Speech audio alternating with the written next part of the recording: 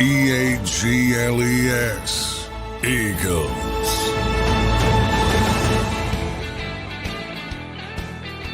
Good morning, everybody. Welcome into a Football Friday edition of Birds 365. That's John McMullen.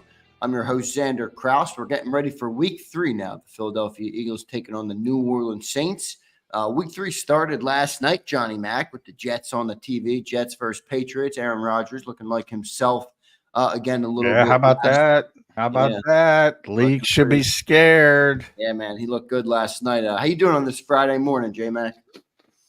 Doing well, yeah. And I think, you bring up Aaron Rodgers. Didn't know you were going to go there, but, pretty impressive because there aren't many people that can do the things that he can do at the line of scrimmage. That Mel Kiper comment about banning cover 2 kind of took off yesterday, which is laughable. But, the reason why is because these idiots at the line of scrimmage can't handle things, and, they can't react to something like that. And, when somebody can do it, it just looks different. And you saw that last night. Yep. It takes a great quarterback, a very competent quarterback to handle it. And you saw it last night with Aaron. I think he was like 27-35 or something, Johnny Mac, last night for a couple touchdowns. So he really had a good game. How about that interaction he had with the coach? I didn't see it in real time, but I saw it on Twitter, and I didn't know whether to make something of it or if it was just one of those things that looked a little awkward on camera. I think it was just the awkward man hug. He explained it after that. Robert Saleh talks a lot about 2-score games. You want to get to a 2-score game, obviously, from a coaching perspective, and he kind of trying to push him and said 2-score, hyped up a little. Yeah, right. But ultimately he's a coach anyway, so who cares? Yeah, no doubt. Let's get into our Philadelphia Eagles. We'll have a great show planned, by the way, for everybody. We have Ed Kracz coming up in hour number 1. Game day Ed. So we'll get Ed in here in hour number 1. He'll give us his prediction and breakdown, preview really this Eagles-Saints game, which is going to be an uphill battle, I think, for this Philadelphia Eagles team coming off a tough loss, a tough Saints team coming in. So me and Johnny Mac will preview it a little bit. Then we'll get Ed in hour number 1, and then we'll open it up in hour number 2. I'll take some comments from the people in the chat for questions for Johnny Mac on the game. And then we will, like I said, dive more into the game in hour number 2. John, let's start with what happened yesterday in Eagle Land. You met with Vic Fangio. You met with Kellen Moore. Just your takeaways from the day yesterday down there talking to the coordinators. Yeah, take your medicine day for the coordinators after the collapse in the game against Atlanta. So I think it was, it's interesting. The third down play, I can't believe that's a thing, to be honest. I'd be frustrated if I were one of the offensive coaches, but Kellen Moore handled it well, as well as he could do. And he's a very political guy. I think the bigger issue was the defense and Vic, and not even necessarily for the game, the overriding early play of the defense and no pass rush, not able to tackle well, not able to stop the run consistently. There's not much else on defense. Right. You can't rush the passer. You can't tackle. You're not good in run support. That ain't good. It's only 2 games, but that ain't good. So I think he had the tougher task. I think, from Kellen's perspective, you just got to prevent yourself and say, from getting frustrated and say, dude, it was wide open. Stop it. Essentially. Yeah. I'd get to that point. But give him a little J-Max. Stop it. Yeah, exactly. I mean, it's ridiculous. As each day goes by and people still talk about it, I just shake my head. I don't know if it's a take, if it's done on purpose, or people are that obtuse. I mean, you're throwing the ball to your best player on the day because AJ's not there. It's simplest play in football. Catch the freaking ball. That's it. Period. Well, John, it's something you've been telling me since I started doing this show in the offseason right after the NFL draft. And you've really been saying that long before I've been doing this show. People don't judge play calls, they judge play results. And my only problem with the play, and we're going to wrap this up, we're not going to go into a tangent on this. My only problem with it is that the downside was bigger in terms of if you drop if the play wasn't completed. So from that perspective, I think that's what people are stuck on. But you're right. I mean, we gave the ball to Saquon Barkley, guys. He's got to make that catch. If he makes that catch, we're not having this conversation. And you should trust your players like the coaches do. So I do think, then then you get into the layers of not trusting your players. So trust your players until this point. Then don't trust them at all. And Kellen, as I said, he handled it well. He said, obviously. Well, and by the way, Saquon Barkley was up over 200 yards on the season by that point. He had 100 yard day as well. Having a great day. Yeah, he was having a good day running the football. He was having a good day. He had four targets. He caught them all. And Kellen said, obviously, there's risk associated with that play, like any play, which is. That's one I've been banging my head off. Oh, 99 times. I don't care if it's 99 times out of 100. You could hand the ball off and you could fumble. You morons. I can't stand these people. And I'm not criticizing people in the chat or anybody who says it, but there's some people saying that with larger platforms. You can fumble at any point. You could argue with all the bodies inside, you're more likely to fumble than drop that football. You're by yourself. So I think Kellen's job was about stemming off the frustration, and I think Vic's job is about trying to figure out what the hell he can do with these underachieving defensive players. Well, what did Vic have to say? Because boy, this defense is not in a good spot. I mean, you said it at the open. If you can't stop the run and you can't get after the passer. You're not going to have a good defense. You're not going to have a good, and you can't tackle. You're not going to have a good defense in the modern NFL. What did Vic have to say yesterday? Yeah, I mean, he went the Andy Reid route about doing a better job of preparing the guys with better technique and better discipline, which is true. Certainly when it comes to run gaps and run fits.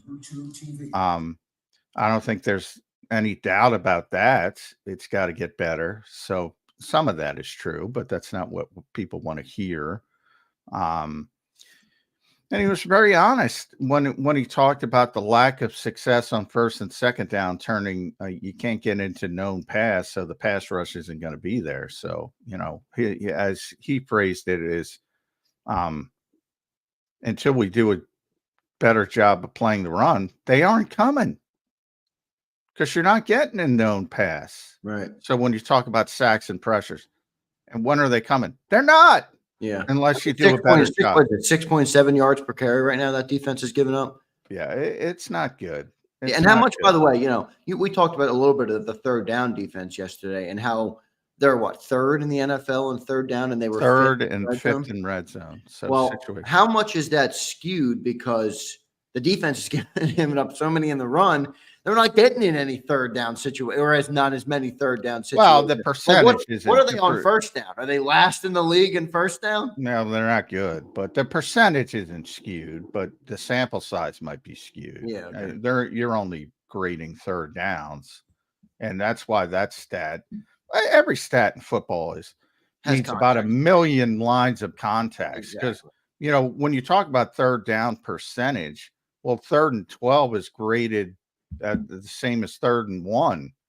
And obviously you're more likely to get 3rd and 1 than 3rd and 12. So, and teams obviously go much deeper into it. You got 3rd and long, third and intermediate, and 3rd and short. And teams understand the difference, obviously. But, when you talk about those stats that you see, 3rd down, 3rd in the league, I mean, yeah, that includes all third downs, and there's no differential. So, but that's every stat. This is not a stat-based sport. I talk about it all the time, and people are obsessed with stats, and they love stats. And it's not a stat-based sport. It's not baseball. Just that the sample size is not large enough. Yeah. Vic's other comments that stood out, I think it's pretty incredible, John, that we've already reached a point where Vic has to clarify that Bryce Huff is going to be the starter still. Like, this guy got paid $17 million in the offseason, and we're after week 2, and the defensive coordinator is telling us he's going to start. He better fucking start. I mean, are you kidding me? We're not even at the point where he's trying to talk about, he's going to get better. He's like, oh, no, he's still going to start. You better hope he's starting, or else we got a big problem Well, and thought that was pretty I would wild. take it a step further. If he's not starting, who is starting? Yeah. No, the I first round mean, draft pick that evidently is a massive bust. That's who would be starting. so you're not going to Nolan Smith. I argue Brandon Graham should start at 36 years old or whatever Brandon is. Gotta love Brandon Graham, man. But at first down, he's a better run defender. So first of all, I don't care about starter. It's who plays the most, who closes, who's out there on third down key situations. So, but I get why the question is asked. Yeah, because he's a major liability in run defense, and if you can't stop the run, as we said, you're not going to have chances to pin your ears back and go get the I wouldn't start him, and I would have no problem with it. And I would play Brandon on most first downs. I'm not saying every first down, but most first downs. And I would bring him in to be a pass rusher. And maybe as he develops and gets a little bit better, if he does, then you could go in down the other route. But that's the reality of the NFL. When you pay a guy big money, people want to see him on the field. It's most obvious a quarterback where you throw all these young quarterbacks on the field. They're all not ready, every single one of them. But they got to throw them on the field because of what they pay them and where they picked them on the draft. And it ruins some guys. Some guys are mentally tough to handle it enough. But the CJ Strouds of the world who hit the ground running, those are very, very rare. Yeah, few and far between with them. Yeah. And most guys need, and you've seen it with the Geno Smiths, the ex-Jets quarterbacks, Sam Darnold, so the world, they go through a bunch of hiccups, and then all of a sudden they wake up one day and they go, yeah, that guy's not bad. Yeah. He's not terrible. A lot of that in the league right now, John. Baker and Darnold and a couple of those other guys. Baker, but, it's funny because everybody in the league, including myself, and I think even maybe you got to correct me if I'm wrong, we all criticized Atlanta for drafting, the guy that they drafted. But maybe zigging when everybody's zagging and doing what the Packers did with Jordan Love, what Kansas City did with Patrick Mahomes, sitting these first rounders down for a couple of years, giving them a chance to grow and learn behind somebody is a better move. I'm not saying we don't know. Yeah, I more criticize Atlanta for paying the 36-year-old guy coming off an Achilles $180 million or whatever they paid him, and knowing that it's a very short-term investment. But they're a desperate team that hasn't been doing well. Yeah, I just mean the idea of drafting a quarterback high and then you don't have to throw him into the fire. No, that's a good place to be in. And I said, ironically, Minnesota is in a better position because of JJ McCarthy getting hurt. Because Sam Darnold's going to have some hiccups, and he looks good. He's a big arm, dude. Yeah, he's got a very nice touch with that big arm. Yes, he does. That 97-yard touchdown to Justin Jefferson, that was just as good on Sam Darnold as it was on Justin Jefferson. Yeah. And but the minute the hiccups, and they might start this week, they're playing Houston. Houston's a better team. Houston's loaded. Houston might be the most talented team in the NFL. They got a great pass rush. It might start this week. And if JJ McCarthy was healthy, you'd hear the groundswell out there. Oh, you got to get him on the field. You got to get him on the field. And I don't know, maybe Kevin O'Connell, maybe he's strong enough to handle that. Maybe he isn't. But there's such pressure to get those guys on the field. In a weird way, it actually helped them. Yeah. And I bet you it helps JJ too. Oh, it's definitely going to help him. Yeah.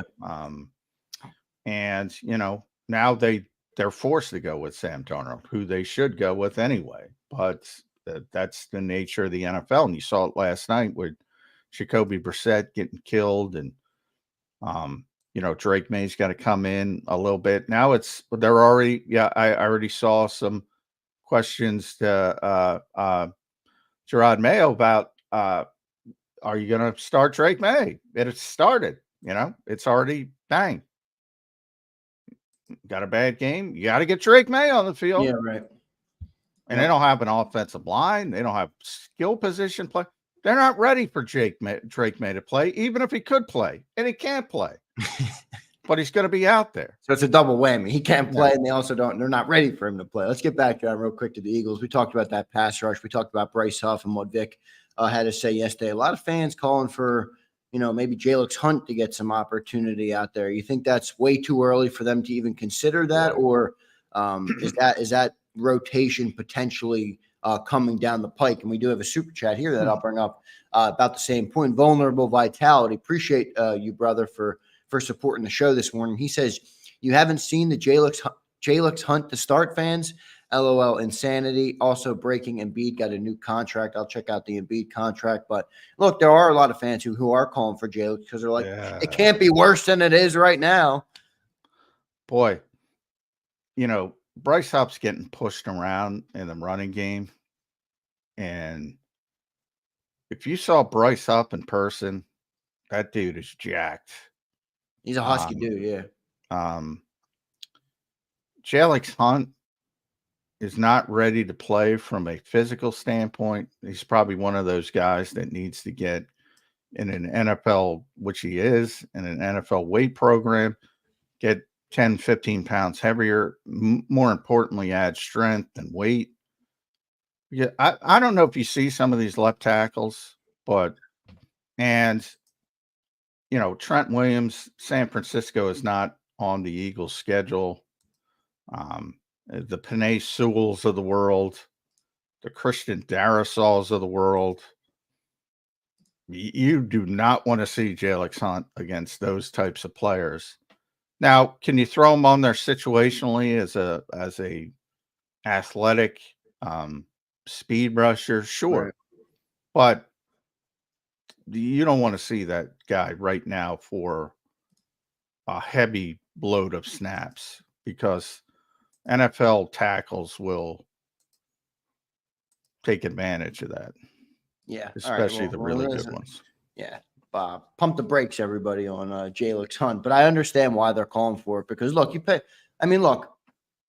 I know it's early, and I know we got to give a little bit of time here, but I completely understand why many people are upset with where this defense is right now. I mean, Bryce Huff paid all that money, and he's done nothing. The run defense, the two guys, it's not like it's a lack of investment on the defense. Now, maybe you didn't pay the big money, but there's 3 first-round draft picks on that defensive line. I mean, none of them are doing anything. Nolan Smith, I can't get over Nolan Smith, John, right now. This pass rush is non-existent. Look, we have fans calling for Jalx Hunt to step up before we have fans calling for the first-round draft pick that was drafted to get after the quarterback. It's like nobody even thinks about Nolan Smith, because I think they've already written him off in their head. I think I actually, that was one of his better games against Atlanta. But I think everybody got hyper focused on him, the chip block with Bijan, him getting knocked on his ass. Just destroyed him. But that's one play. I mean, I think overall it was one of his better games. That's not saying a lot. I don't think he was tremendous, but I actually think he showed some signs. Yeah, he's way farther along than Jalx Hunt. So, I mean, people have given up on the guy way too early. And I start with Carter and Davis before I get to Nolan and Bryce and everybody else. I just mean from Bryce, I understand no pass rush, and nobody's like calling on the first round draft pick to step up. I'm calling on the top 10 pick, me too. Most talented player in the draft who lacked maturity, and that's the reason he fell to number 9. And he's getting not suspended, but he's getting punished. I'm calling on that guy first. There's no rule that says you can't get pass rush from the interior. See Aaron Donald. He's the guy I start with, because he's the foundation. Right. Did you learn anything more, John, about that, about why he was sat down, or is it just been left? He was sat down because he was late to some team. I just didn't know if you got any more details or anything else you can share with us about that. Because I think fans are concerned. Remember, he had some of the. I don't think they are, because I haven't heard coming out of college. So this is a guy that we're talking about building the future of our defense on. I think those concerns I are don't. valid. That's my point. I always hear about Bryce Huff, and I hear Right. about Nolan Smith, and I even hear about Josh Sweat, and everybody kind of gives Jalen Carter a pass because his talent and the perception of where he's going as a player. He's not going to reach that perception if he isn't, I don't know what you want to call it, but doesn't increase the mature. We all talked about how they're going to replace Jason Kelsey. Hadn't been an issue. Hasn't been an issue. Cam Jurgens has been, there've been hiccups. He's got to stop running 40-yard dashes on RPOs. Yeah, running slant routes. And he's got, he had the couple hiccups with snaps in the crappy field in Brazil. Yeah. Jason also had a couple of those problems too. Yeah. So, he can't put it, would fire him back like it was Nolan Ryan. So that was an issue occasionally. No issues whatsoever with Cam Jurgens. Big issues with Jalen Carter and Jordan Davis. We're going to bring up Ed Kracz after the break here, but we'll talk about that with Ed, because guess what? They're not handling this adversity well either. Fletcher would sit there and answer questions. Brandon Graham sits there and answers. These guys don't want to handle adversity. All these Georgia guys. They don't want to be in the locker room. They don't want to answer questions because they're not playing well. That's not a good sign. That's not. It doesn't sound like they're NFL ready coming out of that program. I know they're winning a lot of games there, but that's not a good sign. Let's get to our commercial break. We'll talk about this with Ed Kracz from SI.com, one of the best in the business covering this team. We're going to talk to Ed coming up next. Before I do that, I know we're an Eagles show, everybody. Are there any Sixers fans in the chat? Joel Embiid signs a 3-year, $193 million max extension with a player option in 28-29. I'll talk to you in 2029, 76ers fans. I'll talk to you then. When that team might be finally ready to do something, but I do not have a new arena in Chinatown by that time. Oh, what a stupid move. I think that's dumb. I mean, we have one of the greatest sports complexes when you talk about all four in the same vicinity. I get it. Not everybody. They're second-class citizens in that building. Don't even get me started. No, I do agree that they deserve to not have to pay rent like that. I agree, but I wish they would have worked out a deal to do something there and build their own stadium there. Blame the Flyers then. Yeah, that's true. Blame Comcast. That's true. I do think it's going to have some negative effects on the city, but at the end of the day, I don't really care. I don't travel through the city much. Yeah, I hope they put it in Camden. It'd be easier for me. Yeah, yeah, really. All right, we'll get to our first commercial break. Ed Kracz coming up next, everybody. Before I do that, I want to tell you guys about BetUS. Go to betus.com.pa. This is the best betting partner where you can put your money, and they have recently launched a new promo for all of you guys on YouTube. Check out that graphic, everybody. 150% sign-up bonus on your first 3 deposits. So you're going to get more back and deposit less. It's up to $2,000. So you guys will be sitting pretty with those first couple deposits with a bunch of extra money to play with here, betting on the Eagles, betting on Saquon Barkley, betting on all sorts of things. So go to betus.com.pa. That's betus.com.pa. They have the fastest payouts in the industry, 24/7 customer support, and you can even get your own custom account manager to help you make your bet. So go to betus.com.pa. Thanks to BetUS for sponsoring the show today. We'll be back in 3 minutes on Birds 365 with Ed Kracz. If you missed any of today's show on the JAKIB Media channel, listen to the podcast on your way home. Available on YouTube, Apple, and Spotify. Your gut says Miami is going to win, and you should take the over. Your gut also said your NFT selfies would only go up in value. They didn't. But your head is on Sports Grid and knows the QB is in concussion protocol. The backup has a 45 QBR against the zone coverage. The New York D has the most sacks in the league. So yeah, trust your head. It's smarter to be on Sports Grid.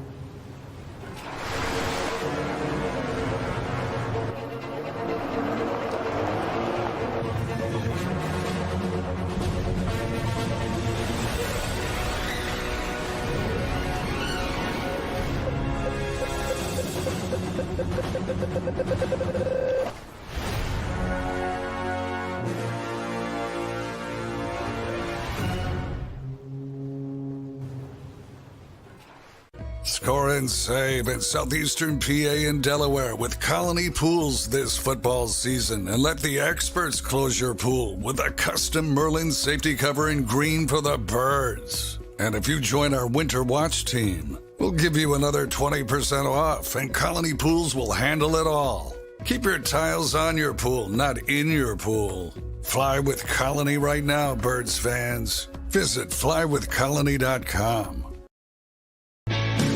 Hi everybody, my name's Jason Lombardi. I'm an inspector at DryTech. At DryTech we offer 3 major services, the first one being basement waterproofing. The second service we offer is foundation and structural repairs. And then the third service that we offer is mold remediation. If you feel you are having a waterproofing issue, give DryTech a call or check us out online.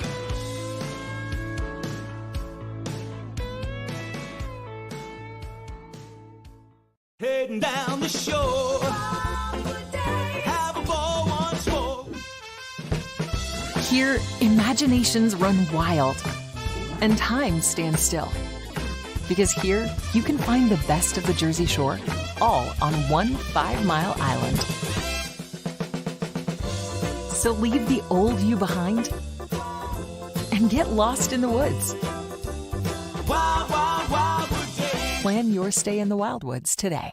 EAGLES, Eagles.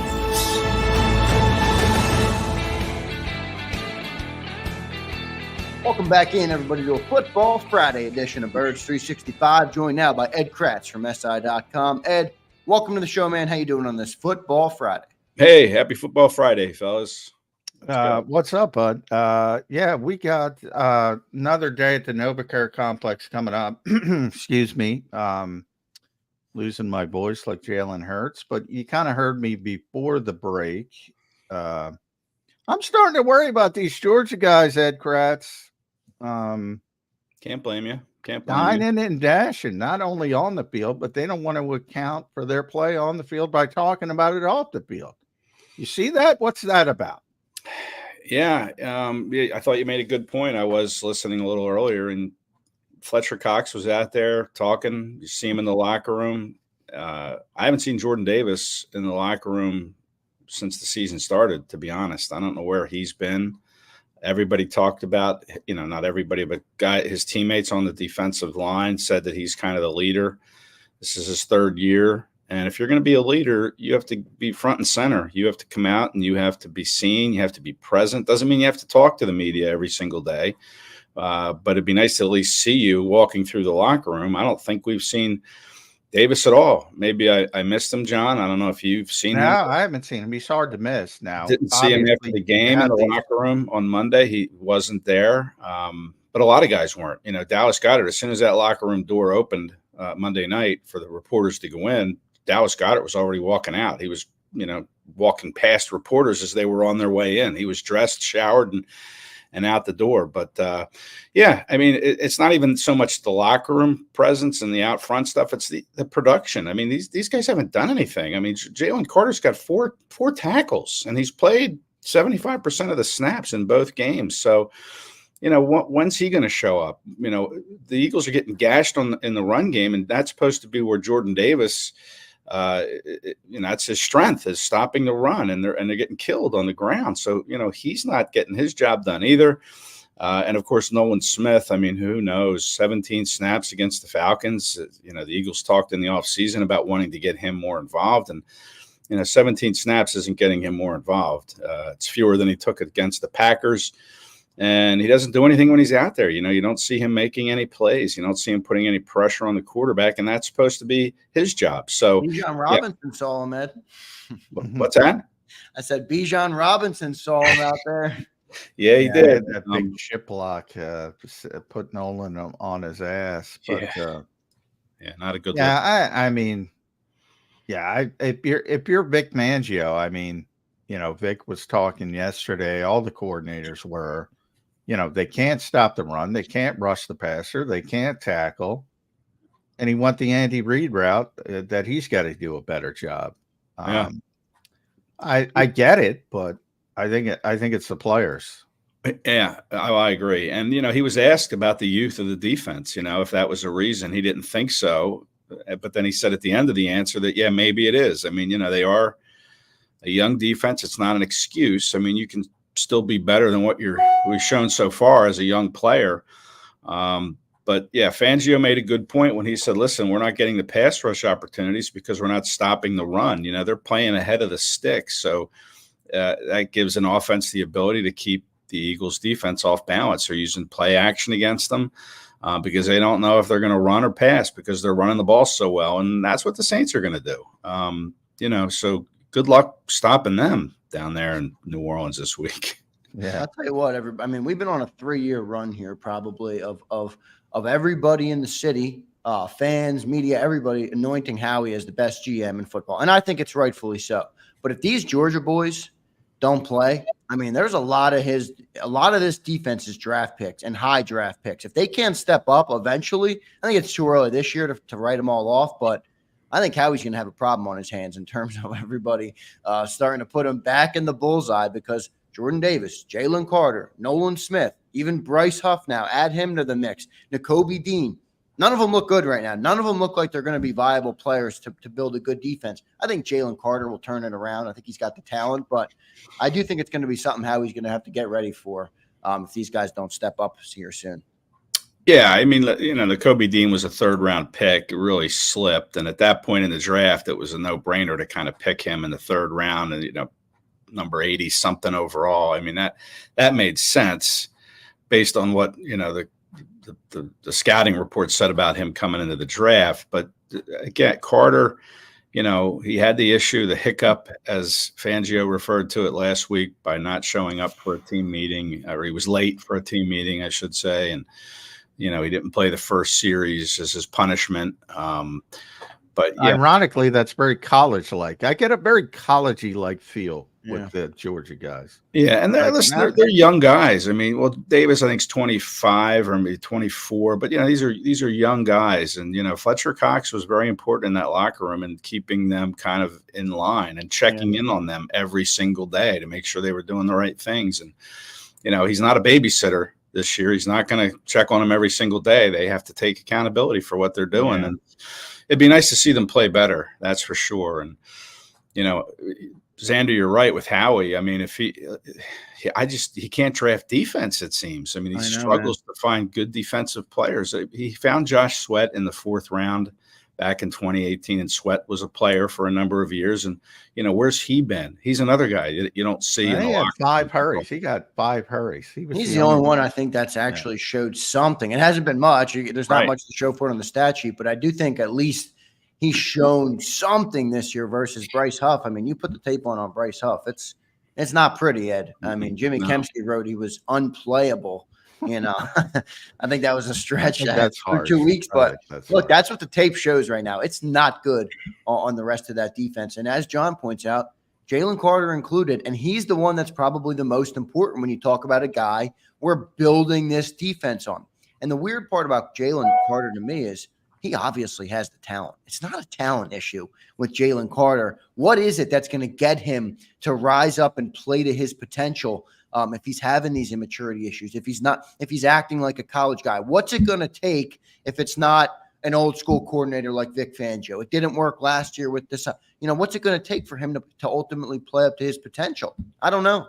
Yeah. Listen, and Clint Hurt, the defensive line coach, he has to play a role in this as well. He's the new guy also on that defensive staff. So he's got to find a way to get, to light that fire. Carter had 6 sacks last year, which is pretty good for a rookie defensive tackle.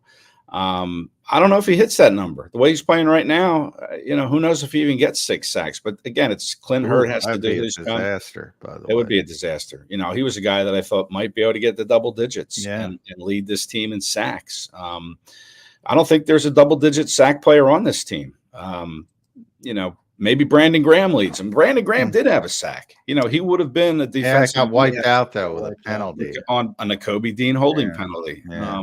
So, I don't know. I just think it's a mess right now, and I don't think New Orleans is a good cure for what's ailing this defense. Not the way the Saints are playing in their home stadium. It's just a big ask for the Eagles to get down there and win this game. Well, to the point about Howie, I think everybody looked at, you get Jalen Carter, and you get Nolan Smith, and you get Jordan Davis and the Kobe Dean, and throw Kaylee Ringo in there.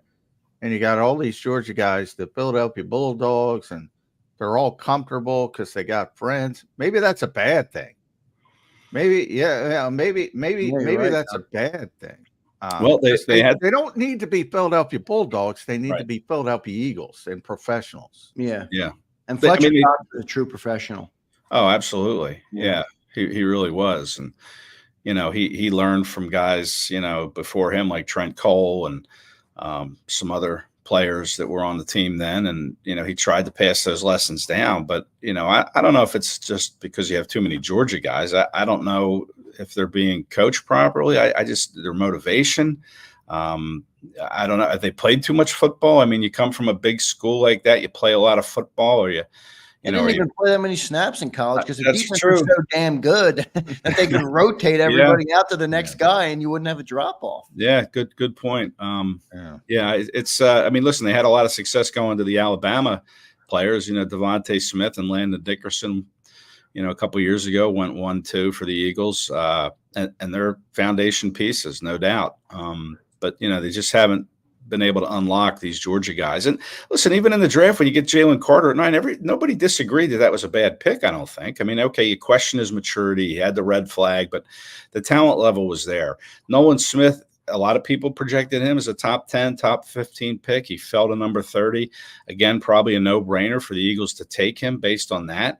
So, I mean, these guys, it's not like they overreached on the talent level of these players. It's just that now they're not living up to it. But it's hard to fault Howie for picking these guys because they were really good, legitimate prospects, and they just haven't lived up to that potential. Yeah, I do wonder if there's some element of, it's the old adage, don't draft the helmet, right? Don't draft the helmet, draft the play. I mean, look at Quinyon Mitchell. That's a guy. Now, he's early, but that's a guy that looks like he's commitment. He's got heart. He's got desire. He wants to be on the football field, and he's got, he's going to have his problems. He's a rookie. But what Toledo football is known for. Well, I just think, it's classic that everybody says, don't draft the helmet. And you do see why. That is true. And I wonder if Howie kind of fell into that trap of, but I think Ed's, I think to Ed's point, I mean, they were all legit prospects, every single no one. doubt. Yeah, they were. And then it becomes, but I think a lot of people think you draft a player and then you either get a good player or a bad player. There's a lot of development that comes after it that turns that player into what he's going to be. And that's where the Eagles are failing. Now, why are they failing? Maybe it's coaching. Maybe it's upheaval. Sean Desai, Matt Patricia. Jalen Carter's only been here. He's already got 3 defensive coordinators. Now you got Vic Fangio. They're all one's a soft-spoken teacher. The other's like, I don't care what you think. Upheaval on defensive line coach. You go from Tracy Rocker to Clint Hurd. Maybe that's it. The development hasn't been there. I mean, how much development do you need as a defensive tackle, though? I mean, listen, it's just mano a mano. You line up and there's a lot of hand work. If you watch technique, footwork, I get it. If you watch the Fletcher Coxes of the world, and there's a big difference. And Chris Jones is a guy I pay a lot of attention to. I mean, those guys are different. They got everything, all their P's and Q's. Aaron Donald's, one of the great defensive players of all time. And it is talent driven, of course, because all those guys have tremendous talent. But they have something different that Jalen Carter hasn't unlocked yet, because he's got, except for Donald, he's got more talent than anybody, more physical gifts.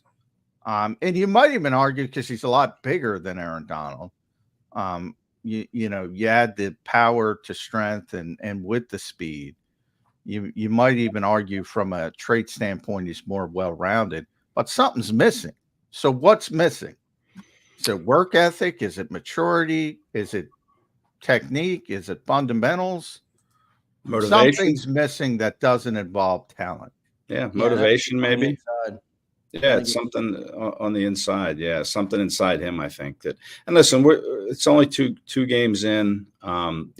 Carter played well the first 8 or 9 games last year and then kind of tailed off. And, we haven't seen him pick it back up to that level he played at early in his rookie season. So, I'm not writing the guy off. It is a concern. No, I'm not writing him off. Yeah. I expect him to play well at a certain point, but it's disappointing that, it's disappointing, but he is a very young player. I'm not even giving up on Nolan Smith. I mean, many people have closed the book on him. He's No, a you can't give smart up guy. on him. No, you can't. I mean, you can't give up on them. They're still early in their career. They're still very young, early 20s.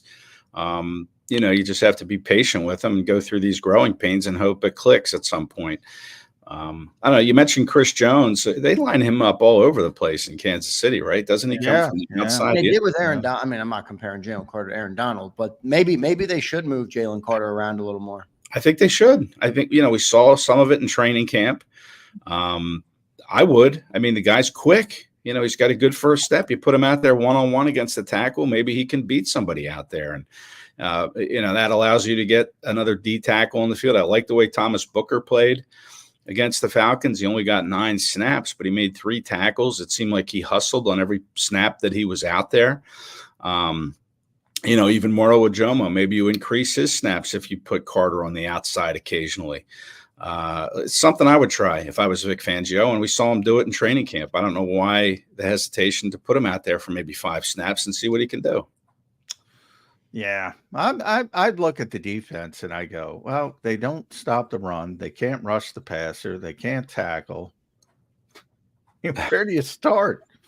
Well, that's a defense's job. All 3 of those things are what a defense is paid to do. And if you can't do them, then you don't have a defense. So, I mean, obviously Bickton turned into a bad coach. But I do think there were a lot of people that said, oh, Vic's here, everything will be fine. There's more to it than that. But there are little signs in the third down defense and the red zone defense, top 5 in the NFL, which is weird. It's like, all right, you're terrible at everything, but then on third downs, you're pretty good. And then when you get in the red zone, you're pretty good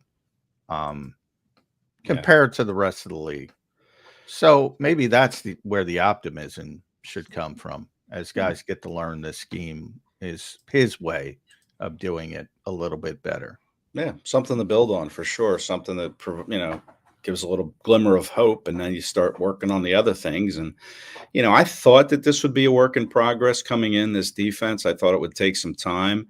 And I've said that probably on this show a few times, that it's going to be on the offense to outscore the other team early. Because the defense is going to take some time to gel. And I think we're seeing that. And again, it's a small sample size.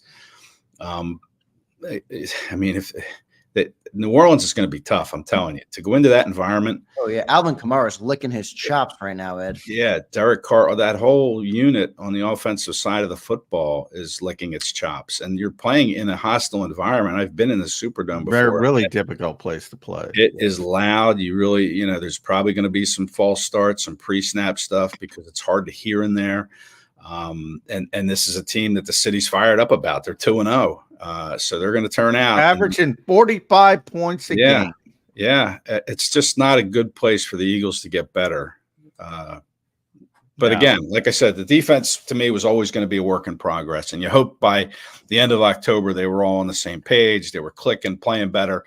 But until then, the offense needs to figure out a way to score more than 21 points like they did against the Falcons. Yeah, well, let's go there real quick, Ed, because, I do think that that's something that really I'm guilty of as well. But a lot of the times this city loves to blame the defense. And even if going back to last year, everybody was, the defense collapsed. Well, the Eagles got into the playoffs, right? At the end of the day in the NFL, all you can ask for is to get into the playoffs. It's new life. You have a chance. The offense scored 9 points in the playoff game. Last week, they scored 21 points. Like, at what point are we going to say, well, the offense has to play great? What is the common denominator to that, by the way? No AJ. Yes. Yeah. What the hell? Now, AJ's a great player. I think we all know that. I say it all the time. Both Ed and I do our top 25 pure Eagles football players every year at si.com/NFL/Eagles. You can check it out there. We both picked, and we don't look at each other's list. We do it independently. We both picked A.J. Brown number 1, and I think deservedly so. Best pure football player on the Eagles. Yeah. You got to do a better job of persevering.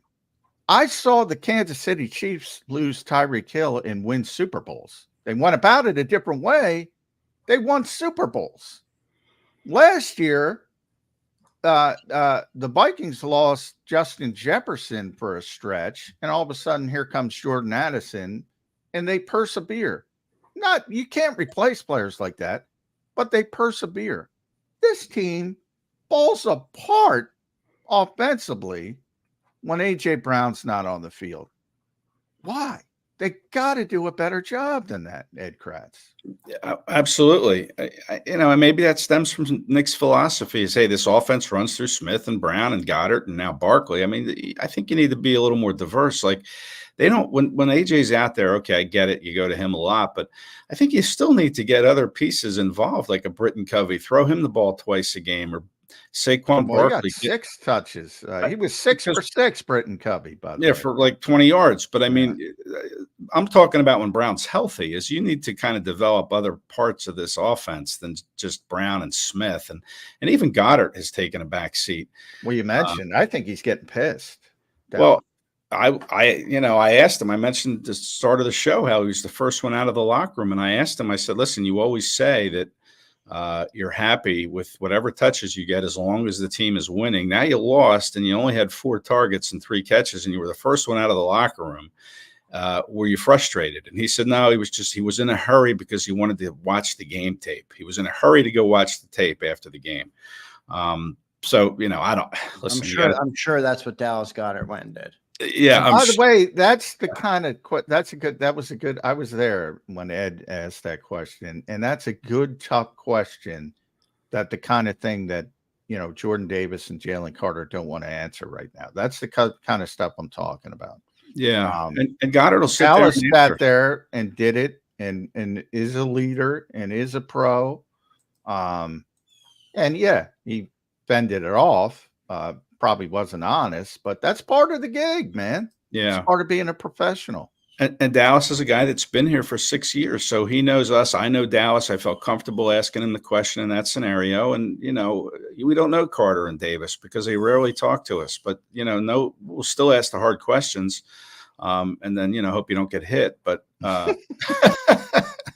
but I'll tell you who I'm impressed with, Saquon Barkley, man. Saquon, yeah. He'll talk every single day for as many minutes as you need him to talk. I mean, and it's so refreshing to have a running back like that. I mean, remember Miles Sanders, who he doesn't talk until Friday, whatever it was. DeAndre Swift, you couldn't, he was always out the door as quickly as he could. Miles banned me from his life because I pointed out his knee brace. Yeah. Banned me for life. Yeah. Was very, very nice to me and then banned me for life because I pointed out that he was hurt. Yeah, with the brace. But, it's nice to see a guy like Barkley. And again, right after the game, when the locker room opened, we saw Jalen Hurts. He was at his locker. They were talking kind of in hushed tones. And, Jalen's not going to say what he told him. But I asked Saquon, I said, what was Hurts saying to you? And he said he was just telling me he's going to trust me in every single moment, point blank. And, Barkley stood there right after Hurts left that locker, and he was surrounded by, 30 people, and he answered every single question. And, we didn't see Davis at all in his locker. And listen, I mentioned something to Eagles PR yesterday about Jordan Davis and, can we get him to talk to us? So we'll see. Maybe we get him in today's locker room or maybe after the game on Sunday or Monday. I don't know. I mean, I'm hoping he talks today because he needs to stand up and answer questions about how this defense is playing. He's supposed to be one of the new leaders with Fletcher Cox gone, and we haven't seen him. No doubt. I want to go back real quick to the A.J. Brown point that John brought up. He could be the most valuable non-quarterback in the NFL, and I think it brings up a bigger question that Eagle fans are going to have with themselves in terms of Jalen Hurts. Jalen Hurts with A.J. Brown is 28-8. Yeah. He's got a 95 passer rating. He throws 50 touchdowns to 23 interceptions and around 240 passing yards per game. That's 36 game sample size. Without A.J. Brown, it's a 33 game sample size. We're 12-20-1, 22 points per game, 145 passing yards per game, and an 84 passer rating. That's down with the Justin Fieldses of the world. I mean, that's a valuable player if I've ever heard one, that if your numbers elevate like that. And then I also think it brings up a question about Jalen Hurts, because a lot of the expectation with Jalen Hurts, whether he is or not, but when you get paid like that, and when your team gasses him up like they do, and I'm good with it, I'm fine with it. People are expecting him to be able to overcome those odds of losing AJ Brown.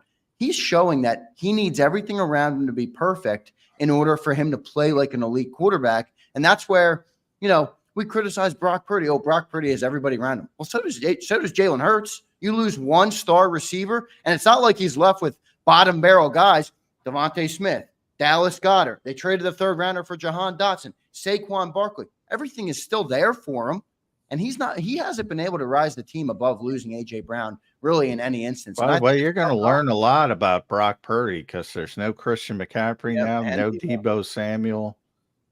He's going to be out for a couple of weeks. I think George Kittle's hurt as well.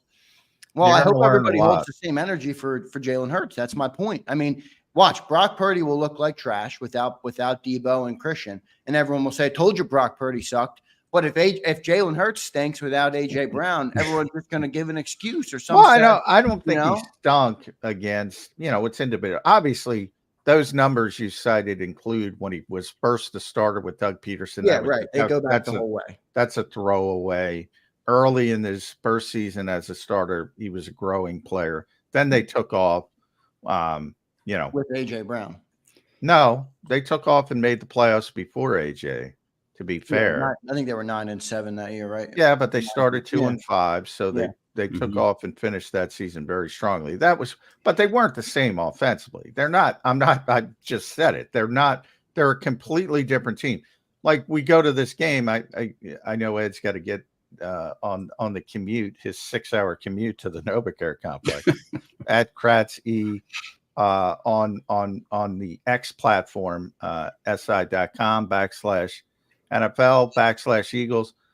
This Saints game, I go into this with AJ Brown. I feel that, here's how I describe it. I feel that the Eagles can win a shootout against anybody. Without him, I don't think they have a chance to win a shootout against the New Orleans Saints. And I think that defines his impact on this team. They have to play a different way. That's on the coaching staff. They have to figure out a game plan to where they obviously maybe shorten the game, maybe rely on Saquon Barkley. And by the way, problem with that is the guy's on pace for how many touches, Ed? Yeah, a lot. 442, according to our friend Martin Frank at Delaware Online. 442 touches, which would be almost as many as the 449 that DeMarco Murray had with the Cowboys. Destroyed his career. And that just wrecked him. He came to Philly. He was terrible. Had a decent year in Tennessee, but that was the end of his career. And he was only a year younger when he had that many touches. He was 26. Saquon's 27 now.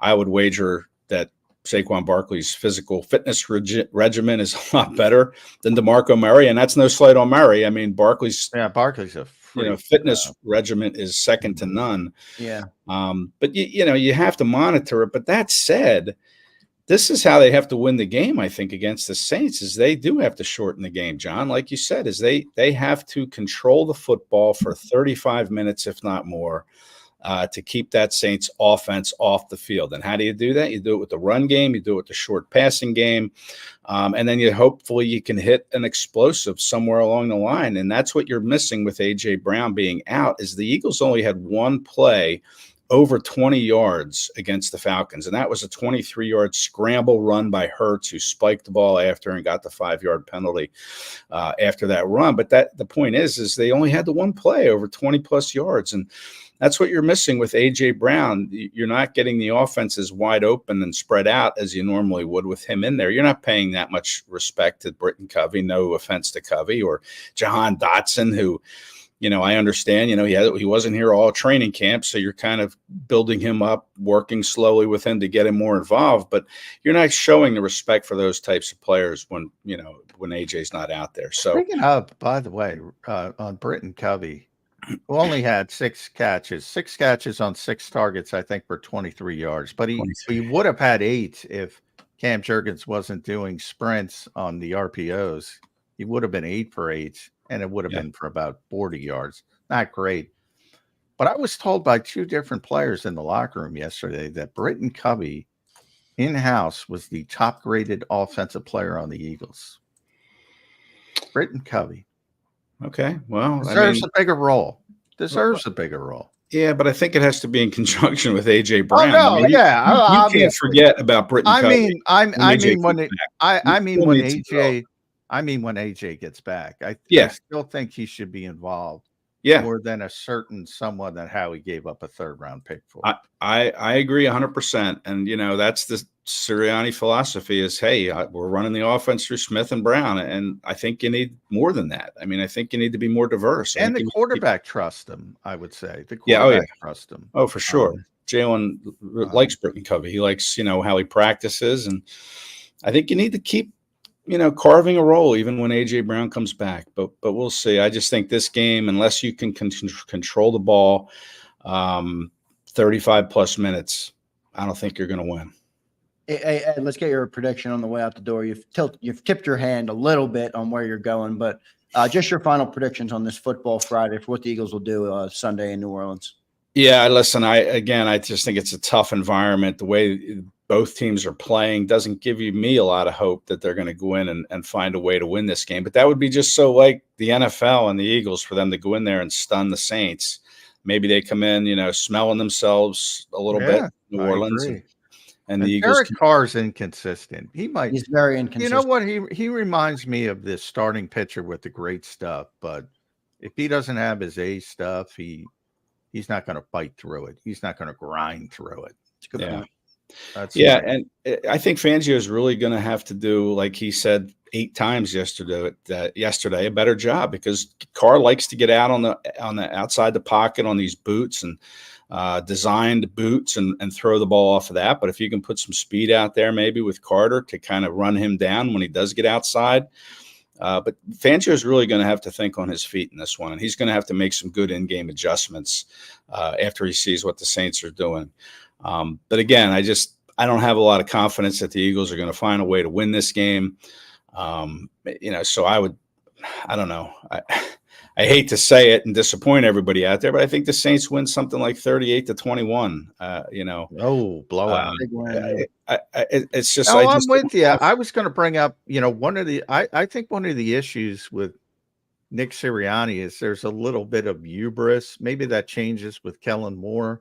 Like, I think his philosophy is, we're better than everybody else. And for a long time, that was true for that big stretch. And they didn't worry about anything. They didn't worry about shortening games, or you got to play differently. When this team's better than you, they're more gifted. They're at home in a difficult environment. You got to play a different way. Yeah. And I don't think he likes that. I don't think he likes to think that way. Yeah, it's just a tough, like when they went down there in 2018 during the regular season. That was the last time they were there in the regular season. They got smoked 48-7. Carson Wentz had 3 interceptions. I'm not saying it's going to be Chandon Sullivan, Devontae Ballsby, and who was the third one? Trayvon LeBlanc was Trayvon. Strap. Eagles fans still think Strap can play.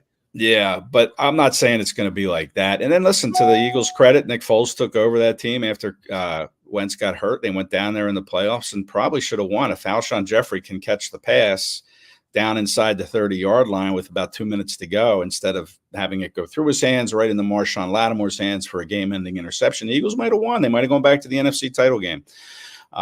So listen, I think that this is a tough matchup now. I wish this game was a little later in the season when the Eagles defense has had a little bit more time to gel.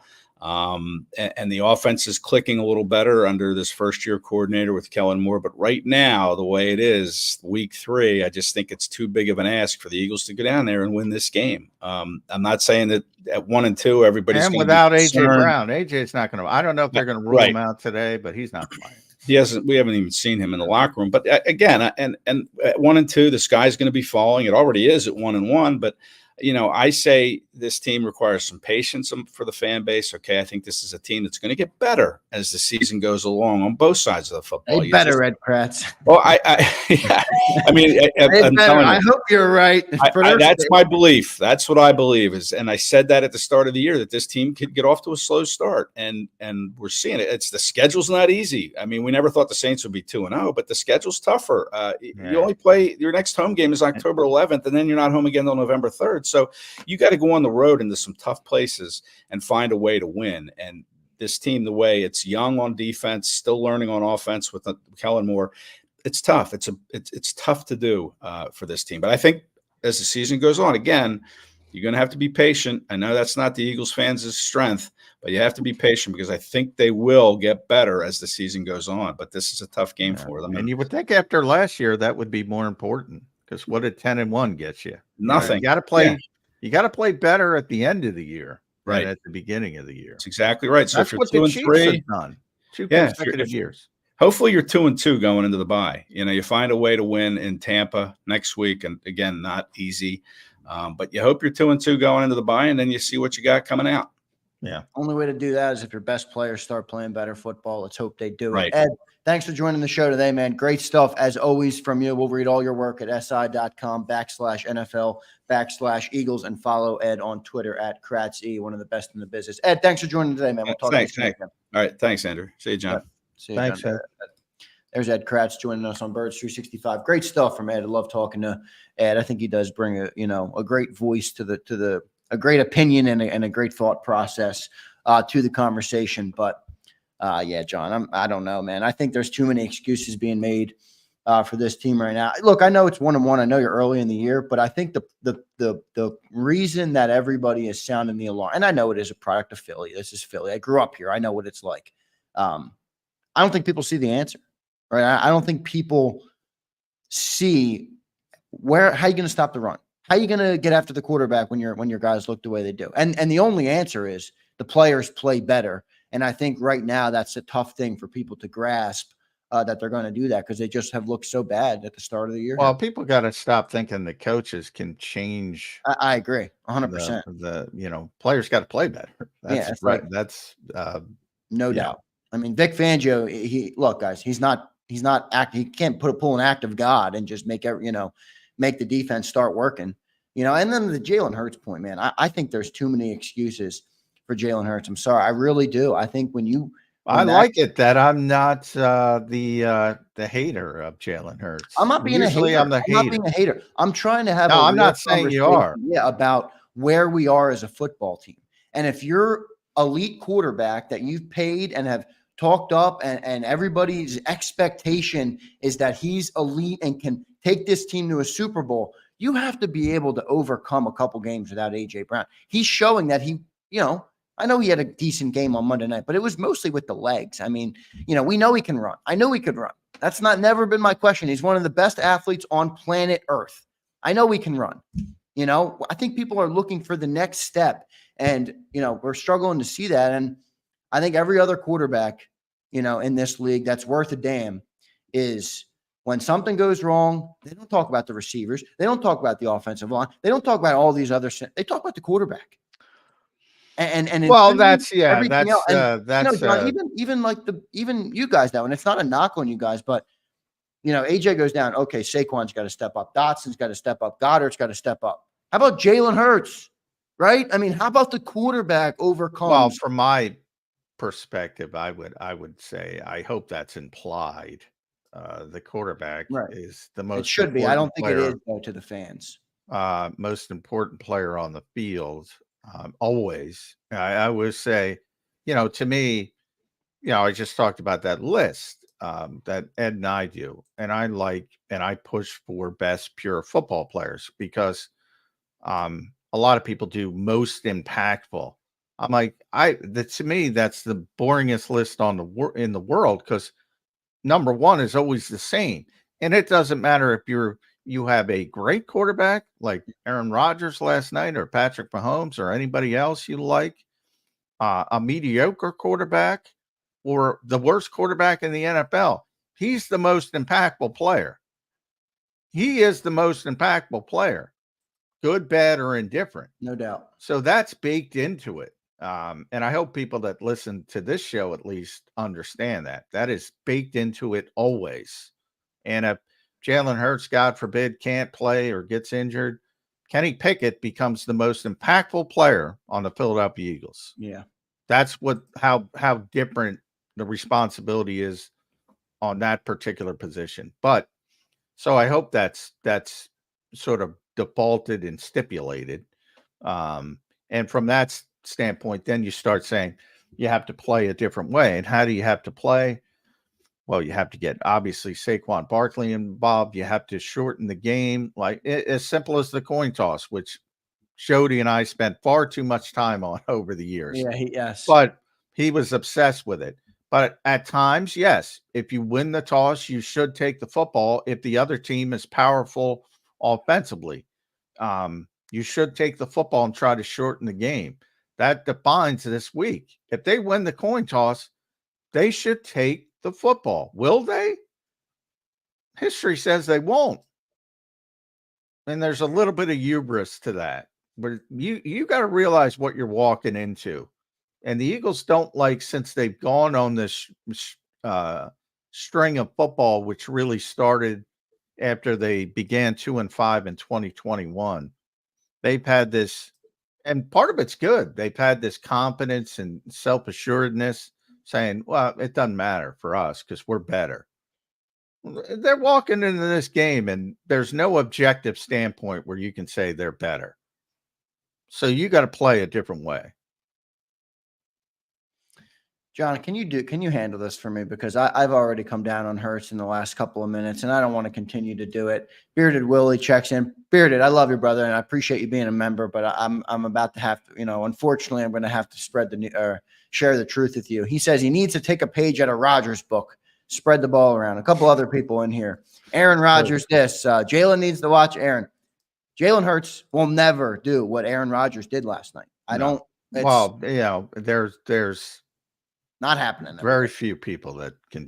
Yeah, it's not a knock on Jalen. It's just a truth check of, people watch again, now this week's a little bit different because the Eagles finally play on a Sunday. So Eagles fans are going to be hyper focused on the Eagles, understandably so. Over the past 2 weeks, they played on a Friday. You could have watched football around the league. They played on a Monday night. You could have watched football around the league on Sunday. If you did, if you didn't, you saw some really crappy quarterback play. There aren't a lot of people who have played this game that can operate at the line of scrimmage like Aaron Rodgers. One hand. So you don't just watch Aaron Rodgers and can you manipulate things like he does. That's unfair to Jalen Hurts. Watch Aaron Rodgers. Yeah, he's one of the greatest quarterbacks to ever touch a football in terms of, just. Well, I've argued how I describe Aaron Rodgers is nobody at his height, nobody's ever played the position at a higher level. Yeah, talent-wise, no doubt. No doubt. Yeah, he's that good. And it's not just talent, it's how he he's one of the smartest quarterbacks. You saw him yesterday. If you watched the game yesterday, Garrett Wilson, a tremendous young player, he's telling him where to line up. He's all screwed up in the late in the 2-minute offense. Yeah. He's literally putting him in the position saying, gee, you could hear it on the microphone. Yeah. Right there. Stop in the middle of the play. He's manipulating the whole offense. That is very, very rare. That's Tom Brady territory. That's Peyton Manning territory. That's Drew Brees territory. Phillip Rivers territory. Very few guys. And then you add the talent on top of it. The arm talent. Before, obviously, he's older. Tremendous athleticism, which people didn't give him enough credit for. Yeah. The difference, though, was that he used his athleticism to move the ball downfield from a pass. Yeah, he's always a pass first guy. I've been saying this the last couple of days, John, and I'm curious to see if you either agree, and you can tell me I'm batshit crazy. That's fine either way. I think in a way, Jalen Hurts' unbelievable athleticism has limited or slowed down his progression as a quarterback because he's always been able to outrun everybody else, right? Other quarterbacks, they have to get through their reads or else they're going to get sacked and hit. Jalen's always been able to escape everybody, and maybe that has slowed down. Well, you can say that about every quarterback with mobility. That's part of it. I mean, you could say the same thing about Lamar Jackson, and now guys growing up. Lamar Jackson doesn't look like he's too great a thrower either. Well, he's pretty good. I mean, Lamar deserves a lot of credit. No, he's not. You know, guys who can't move or can't extend plays, obviously they're going to sharpen skills they need to sharpen away from that. Which aren't they more valuable skills though when it comes to playing? Well, it depends who it is. It depends who it is. Is it more valuable when you got a Tom Brady or a Peyton Manning? Yes. Is it more valuable when you have the 100 other quarterbacks that can't, process at their level, can't do things? No, it's less valuable because they can't do things that can, whether you want to call it extending the play, whether you want to call it sandlot football, whatever you want to call it. So, the vast majority of quarterbacks up until, recent history were pure traditional quarterbacks, and most of them sucked. And then you had the few that were good. So, it depends where you're rating. If you're comparing everybody to the top tier guys, the Bradys, the Mannings, the Rodgers, those guys, they're all going to look bad. No, there's very few of those guys. Mahomes is one of one as well. But there are very, very, very few of those guys. And then I would put Rodgers and Mahomes in the same category because they both have tremendous talent. They both they both were very mobile. And Patrick's case is very mobile, but they're always thinking pass first, and still have the ability to beat you with their legs. Again, Aaron, I'm talking about his prime. He's 40 now, coming off an Achilles. But so anytime you're talking about those high level Hall of Fame guys, you can't just say, just copy that guy. Yeah, no. Well, that guy's going to the Hall of Fame. Not going to happen. We'll see what the Eagles are able to do this week. It looks like A.J. Brown will not play, though, right, Johnny Mac? You haven't seen anything from him. He's not playing. So he's not playing. Hasn't been confirmed that he's out yet, but he's not going to play in this game. So, look, Eagles are going to have a tall task this weekend. Traveling to New Orleans, it's a 1 p.m. game, which I think is a good thing for them to get back into the rhythm of really the NFL schedule, which is mostly Sundays. So the Eagles had a tough start in terms of a Friday and then a mini bye into a Monday night game. Now they're back on a Sunday coming off a short week with a Monday loss. I think it'll be their first chance to kind of settle in with 2 straight Sunday at 1 o'clock games. But, I think Ed brought up a good point. You get the Saints at the wrong time, I think, right? Your defense isn't clicking yet. And conversely, the Saints haven't come back to reality yet. Derek Carr hasn't come back to earth yet. So they're playing good football right now. Just beat up on a division rival for the Eagles in the Dallas Cowboys in Arlington. They're red hot right now. So it's going to be a tall task this weekend, John. Yeah, it is. But, the NFL has a way, like I said, maybe, who knows? I don't know how the Saints coaches always talk about how you handle success. I think more people focus on how you handle adversity, which is probably correct. But how you handle success is a thing too. And there's little things you can look at and say, maybe they're, listening to all the people telling them how great they are. And people are talking about Derek Carr. And I do think this is, and Vic Fangio mentioned this, it's a good offense for him. Clint Kubiak, traditional play action. It's a good offense for him. But he threw the ball 16 times against Dallas. Like, they are limiting him for a good reason. And they're trying to make things very clear for him. And obviously, when you get up big like they did in that game, it becomes easy to do that. If you're behind, if you have to start pushing things a little bit, He's not the most consistent guy in the world, as I said. And there's opportunities. He's going to give you opportunities to make some plays. So if you can shorten the game, if you can keep it close, then you can go steal a game. It's the NFL. Any given Sunday, no doubt. Yeah. But I think you have to acknowledge you're not going to win a shootout. So you better manipulate the game as the coaching staff to try to not get in that type of atmosphere. Because if they're down 14-0 early, you can put this one to bed. Not going to be good. We'll see what ends up happening. We're going to get to our next commercial break. I want to thank everybody in the chat. Great crowd today, as always. Birds 365 Nation has been absolutely killing it. No guest here in hour number 2, so we'll take some comments later in the show. Any super chats, obviously, will go to the front. Also, remember, get your memberships in if you think Saquon is going to have a big game this weekend without A.J. Brown. Again, I think Saquon Good shot. Yeah, I think a good shot for Saquon this weekend for us to give away a Saquon Barkley jersey. Appreciate everybody. We're going to take our next commercial break. As I said, before I do that, I want to tell you about BetUS. They have launched a new promotion for us here on YouTube. Everybody go to betus.com.pa and check out this promotion. Use the promo code YouTube150 and you're going to get a 150% sign-up bonus on your first 3 deposits.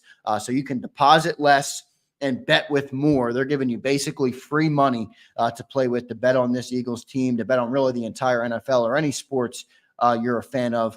I know I'm taking the Saquon Barkley prop bets, baby.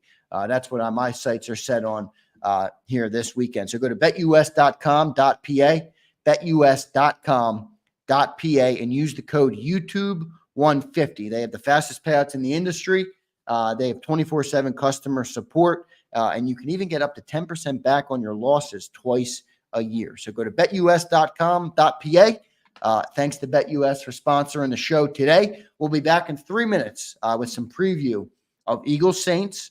And any questions in the chat, any super chats in the chat, we will go to as well here in hour number 2. So thanks, everybody. Stay tuned. Birds 365. We'll be right back. If you missed any of today's show on the JAKIB Media channel, listen to the podcast on your way home. Available on YouTube, Apple, and Spotify. He's blocked well and tries to cut through the middle. Oh! Your gut says Miami is going to win, and you should take the over. Your gut also said your NFT selfies would only go up in value. They didn't. But your head is on Sports Grid and knows the QB is in concussion protocol. The backup has a 45 QBR against the zone coverage. The New York D has the most sacks in the league. So yeah, trust your head. It's smarter to be on Sports Grid.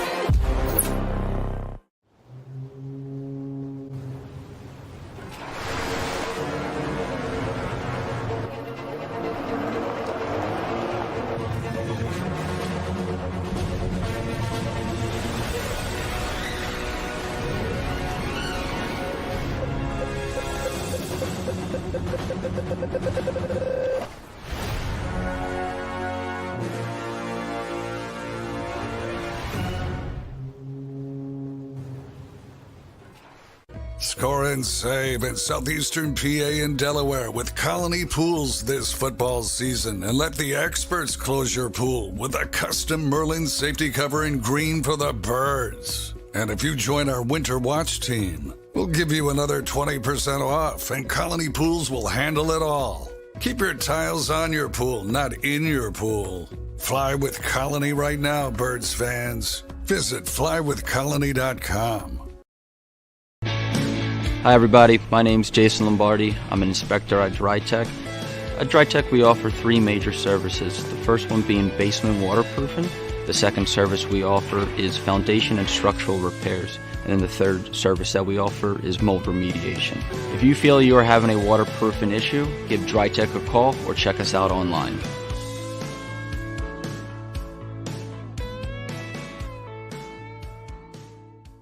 Heading down the shore. Have a ball once more. Here, imaginations run wild and time stands still. Because here, you can find the best of the Jersey Shore, all on one 5-mile island. So leave the old you behind and get lost in the woods. Wild, wild, wildwood days. Plan your stay in the Wildwoods today. EAGLES, Eagles.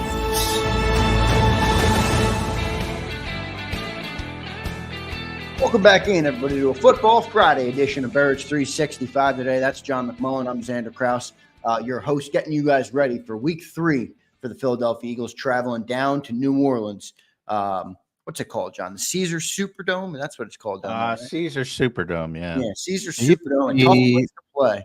The Mercedes-Benz Superdome. It used to be, right? Yeah, now, yeah, I was going to say, I thought there was two. Oh, it used to be the Superdome, and and then then it became the Mercedes-Benz. Everybody needs to make their cash, Johnny Mac. So that's how it goes. But the Eagles will travel down there for a 1 p.m. Eastern time Sunday game, taking on the New Orleans Saints. Johnny Mac, I got a question for you, brother. The Eagles will win this game if they do these 3 things. What would your top 3 things be for the Philadelphia Eagles to come out of New Orleans with a win, getting back in the win column, getting back on track? Shorten the game, number 1, most importantly. Intercept Derek Carr twice. And number 3, let's say get a big steal, steal some points on special teams. Could be a good return. Could be probably not in the Superdome. Everybody's going to kick touchbacks. Could be a punt return. Could be a block punt, block kick, something like that. Got to steal a point, steal some points on special teams. What was your number 2 one? Your first one was short in the game. What was number 2? Intercept Derek Carr twice. So you got nothing on stopping the run. You got nothing on Alvin Kamara. You got Is that because you don't believe they're going to be able to do it, or is that because you believe they can overcome it? I don't. I think they're not going to. I'm not as worried about the Saints running game. Kamara's never been a 1,500-yard guy. Those guys don't exist anymore, but he's never the ultimate dual threat. He's an amazing receiver out of the backfield. Yeah, he's more of the dual threat. I don't think he's ever, and I have to look this up. I don't think he's ever had 1,000 yards rushing. And I'll double check that. You're correct. You're correct. Highest ever was in 2020 with 932. Yeah. Now he's got a 1,000-yard rusher, yeah, but he also had 756 yards passing. Oh yeah. He's always been like he's got 4,300 career passing yards, which is pretty. Yeah, he'll get like 800 rushing and 800 receiving, and I mean, at least early in his career. He's more of that. So they're not a pound the ball team to begin with. Now their backup is a bigger their backup running back is a bigger guy, Jamal Williams, who's had that season in Detroit a couple of years ago with all the touchdowns. Yep. And he can power it, but they're not going to give it to him enough to where. So I think that kind of takes care of itself a little bit. Now they'll probably give up 5+ yards per carry, but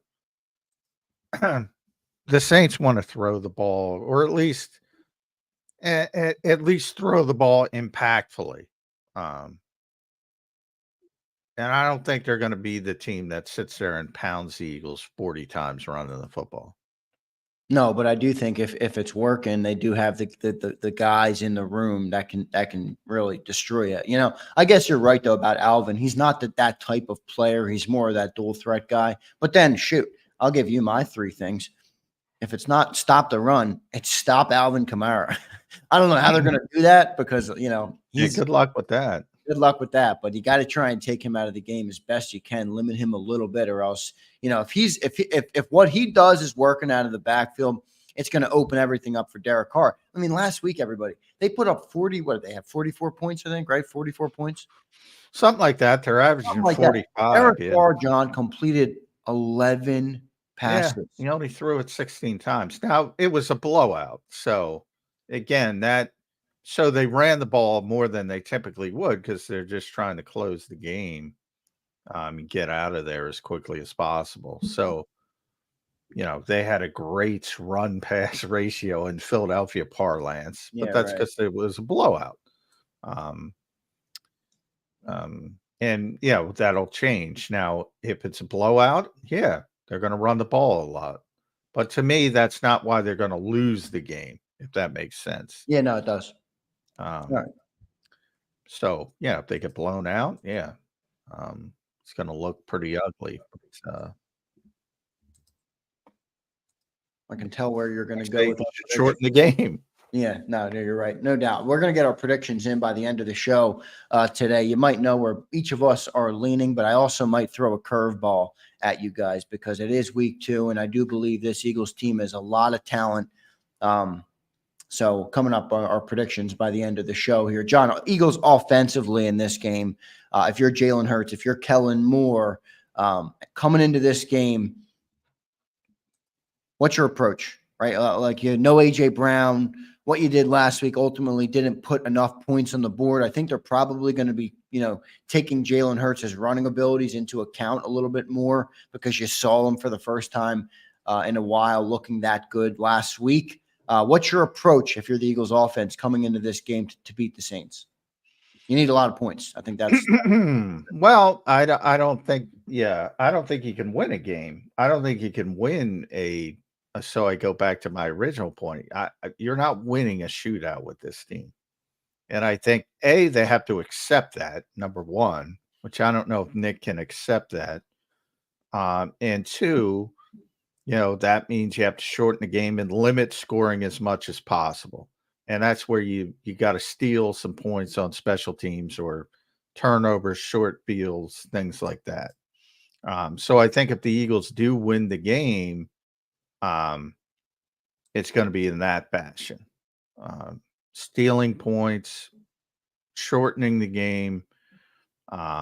So from the standpoint of you got to score points, I think that's the exact opposite mentality you have to have coming in this game. And I don't know if they have that mentality, to be honest, because they think they're better than everybody. And for this particular, and maybe with A.J. Brown, they could do it. Without A.J. Brown, they're just banging their head against the wall until they prove otherwise. But to your point and what you want to get out of me, I get Dallas Goedert's got to be more involved. Saquon's got to be a big part of it as well. Devontae, obviously, number one in the passing game. You'd like to get a little bit more out of Jahan Dotson. But Dallas Goedert's the one guy you got to get involved. And I mentioned this. I asked everybody this week. I asked Nick Sirianni, and he said, no, we were able to tweak the game plan. And I credit them for not using it as an excuse. Yeah, right. Kellen Moore, similar thing. Jalen Hurts completely shut me down, said he knew AJ wasn't playing. That wasn't an issue. And then I got to Britton yesterday, and Britton said, oh, yeah, we couldn't change much at all. And Britton's honest to a fault. Britton, yes, he is. He's gotten himself into some trouble. Yeah, I hesitate to even say that because I don't want to get him in trouble. But he's honest to a fault. And he said, yeah, I mean, it's just there's not much you can do. And he had mentioned, remember, it was a mini buy. So they had extra time for the game plan, and actually game plan earlier than they typically would do. It came off a Friday night game. Right. Yeah. And we were repping plays for days, and then all of a sudden AJ gets tweaked, and there's only so much you can do. So of all those people I talked, Britton was the one telling the truth. And at least this time they can prepare for not having AJ. So maybe that helps. Hopefully it helps. I think John, is he the most valuable player in football outside of quarterbacks? No, because nothing against AJ. I think people know how much I respect AJ. I love him as a player. I call him the best player on this team. But there are better receivers than AJ Brown. He's not the best receiver. But the value he has to this team is just but the value he has to this team is because that's where I say there's, people always want to criticize the coaches. I say have at it, but do it properly. And this is a proper place where you can blame the coaches. you have to do a better job of persevering. It starts with being honest with yourself to that point, which I think Nick has had difficulty with at times, and saying, you know what, we're not equipped to win a shootout. So, all right, how are we going to find a path to help this team get the victory? You got to be honest with yourself. And to me, they haven't been honest with themselves when they lose AJ Brown. And they say, well, Devontae will step up and Dallas. And well, no. well, to be fair, I mean, without AJ Brown, with Devontae Smith, Dallas Goedert, Saquon Barkley, a top 5 offensive line, they still have one of the better offenses in the NFL without AJ Brown. Well, maybe the Eagles think they coaches do. aren't so at fault for thinking that, and this is where my sights go to the quarterback, where most quarterbacks in the league would be pretty damn happy with the offense the Eagles have without AJ Brown. I think that's how most. I think that's how most Eagles fans view it, and maybe they're viewing it incorrectly.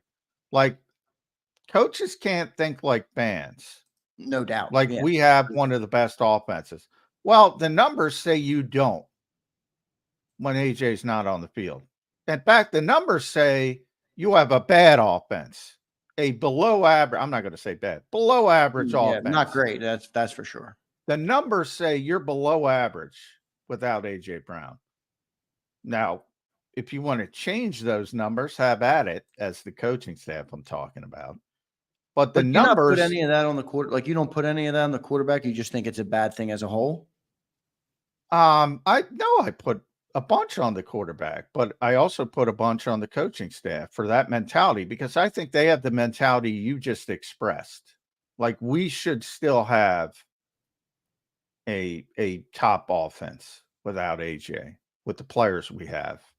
I think they express that same mentality, and I don't think they're being honest with themselves. So they need to be honest with themselves in the fact that the players they have. And by the way, I don't know, Kellen, to be determined, because again, last week was a little bit different. Maybe he's more honest with himself. Well, when you say be honest with themselves, what exactly do you mean? Be honest with themselves about what? Be honest with themselves about just what you express. So I think they think what you think, that they still have one of the best offenses in the NFL without AJ Brown from a talent perspective. Well, I think that's a fair thing to think. So look at the numbers. I don't think it's a fair thing to think. But why? Right? Because that's what you have to be honest about. Because if you look at the on paper, I think they're correct. But the why is the bigger question. Why is this offense not great without AJ Brown? Because I think that's where the real answer lies. Because they don't change anything. They play the exact same way. They didn't change anything. They just throw out, oh, well, Britton, you're playing X. Jahan Dotson, you're playing X on this play. AJ's supposed to do this. You do this. Okay. They don't change anything. Now, or very little. I'm not going to say anything. They changed very little. And boy, I'm going to get Britton in trouble, and I love Britton. I'm gonna try to pull up the exact quote he gave me yesterday about the game planning. So I asked him about the game plan not changing much from the installed one with AJ, and his exact word was exactly. You can't change that much.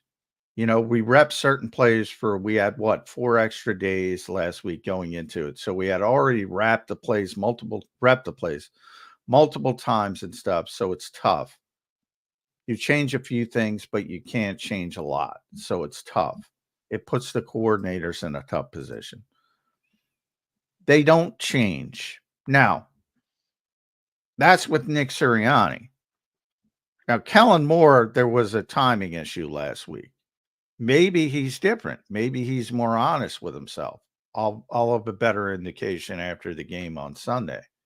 But in the past, in Tampa in the playoff exact, all right, AJ's going to do this. You do this. You do the same thing. Can't play like that. Can't. It doesn't work.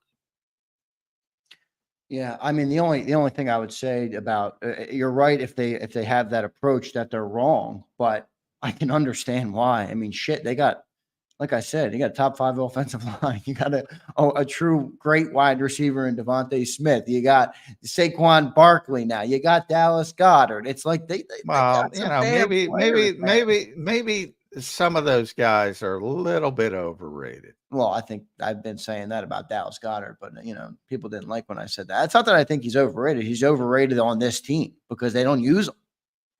That's fine. I mean, that's legitimate. You could say the same thing about Saquon. People don't like to hear it. You could say the same thing about Saquon's Jalen. been used at least. People don't want to hear it. You can say the same thing about Mekhi Becton. They've already crowned him. You could say the same thing about a bunch of different guys. How is Certainly the Eagles' offensive line graded out through the first 2 weeks? Top 5? Oh, yeah. Yeah, it's a great offensive line. Yeah, it's still but great. It's not perfect. No, it's not perfect, but most quarterbacks in the NFL would kill to have an offensive line like that. No doubt about it. But yeah,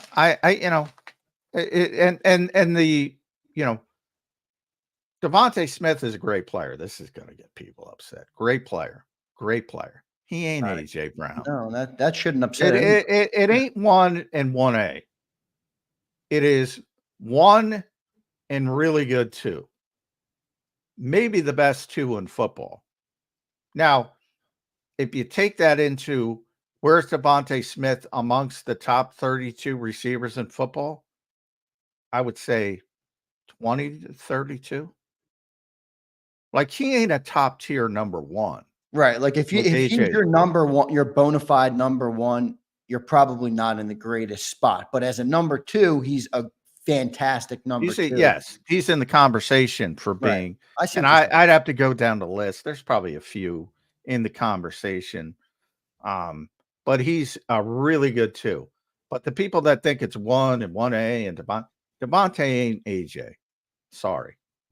And I'm sure that'll upset people. That shouldn't upset anybody. That's real with them. I mean, come on. I love Devontae Smith. I love him. He's a guy's a great receiver. He's not AJ Brown. AJ Brown's one of the best receivers in the NFL. And I've talked about Saquon ad nauseum. Yeah, he's been solid except for the drop pass, which is a big except. Behind that offensive line, which it's certainly been better. He's averaging 4.4 yards per carry. Yeah, that's worse than DeAndre Swift. That's way worse than Miles Sanders. Yeah, Miles Sanders was he over 5?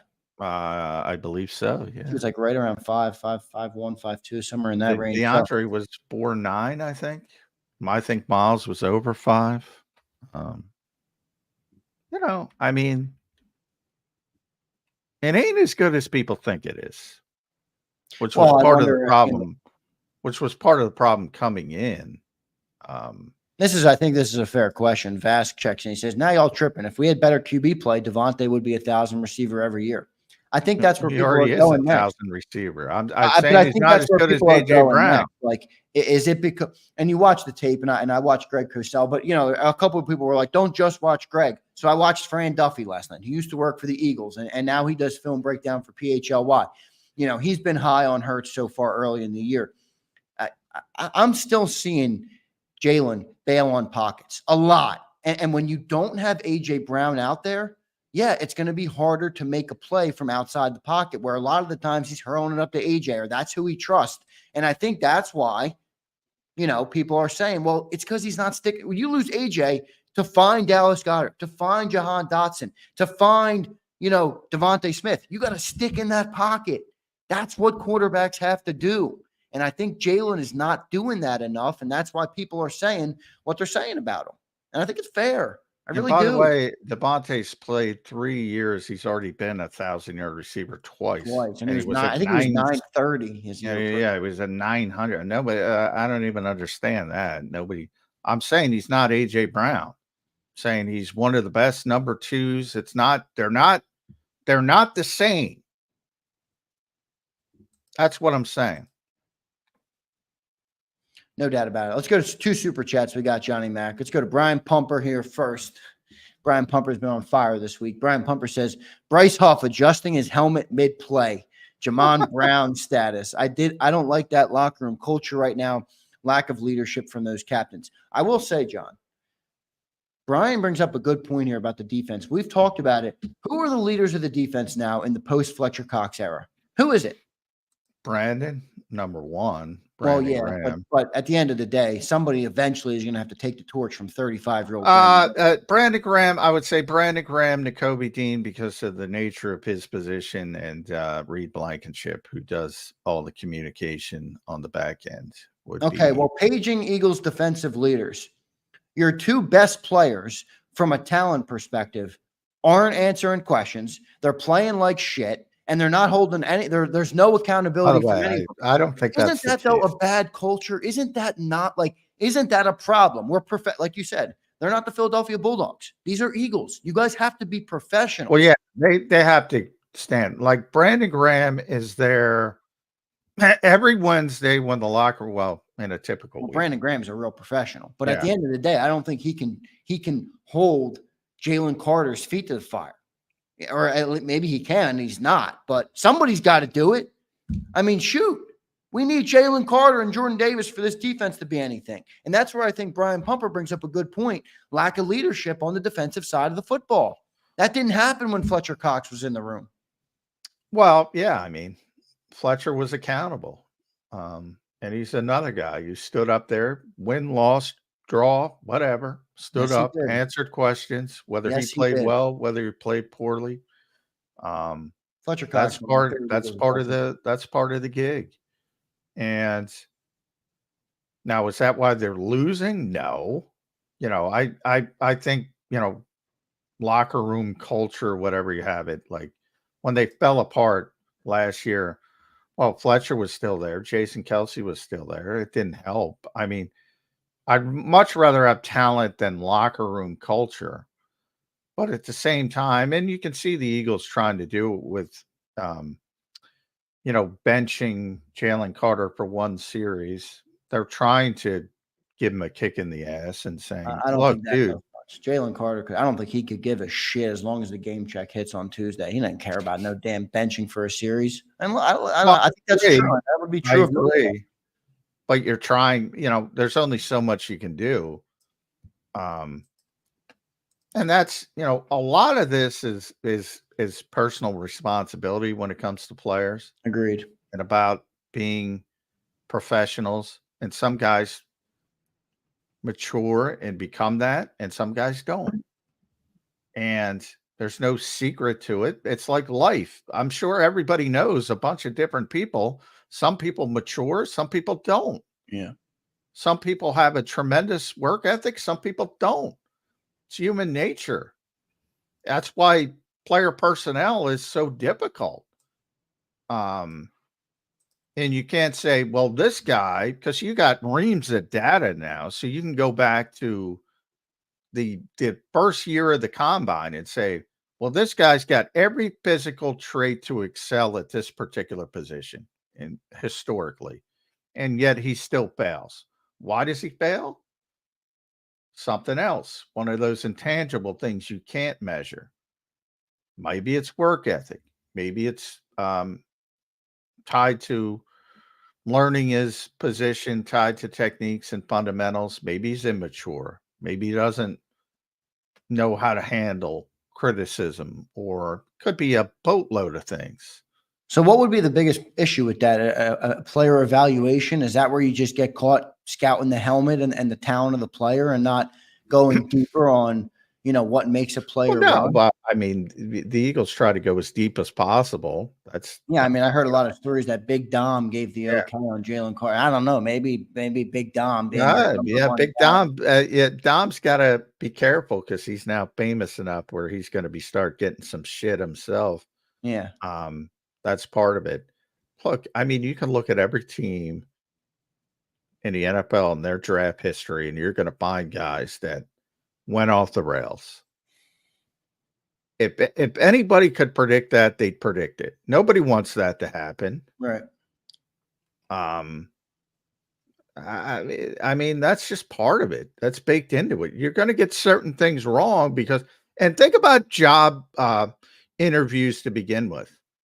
Anybody who's hired people, anybody who's had to interview people, you better know going in, if they're not blatantly lying to you, they're putting the best, most positive spin on their whatever expertise, whatever the job is for.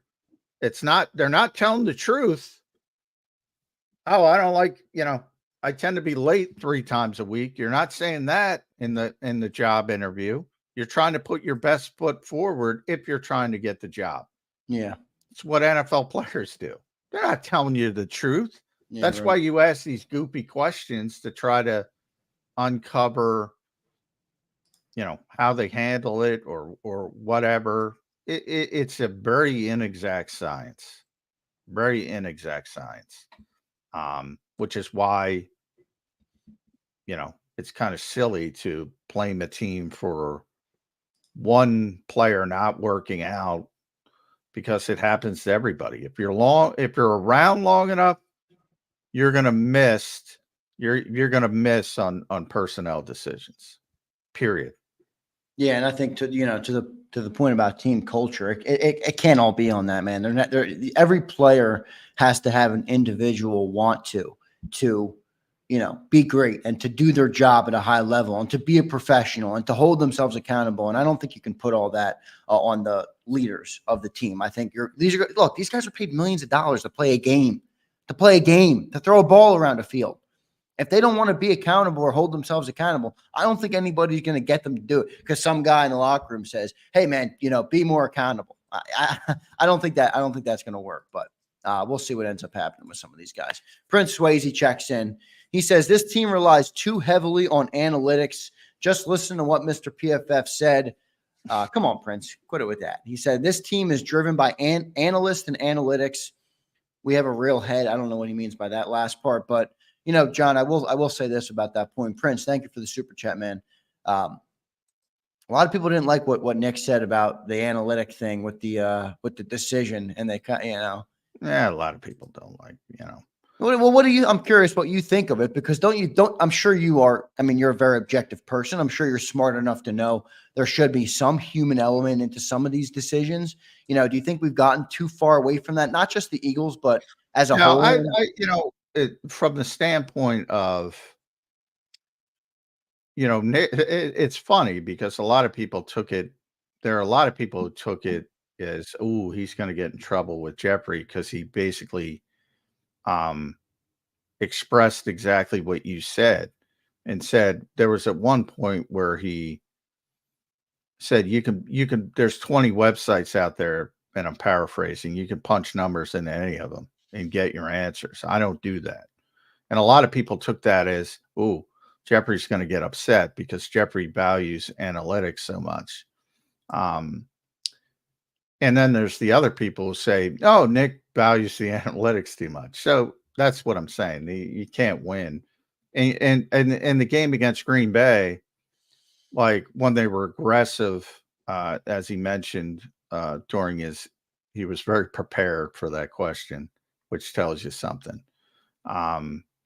When they were successful, nobody talks about it because, again, getting back to our point, if you're successful, nobody gives a shit. Then it was a good decision.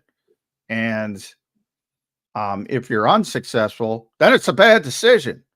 Like, that is literally childlike thinking. Literally. And again, anybody can do this right now.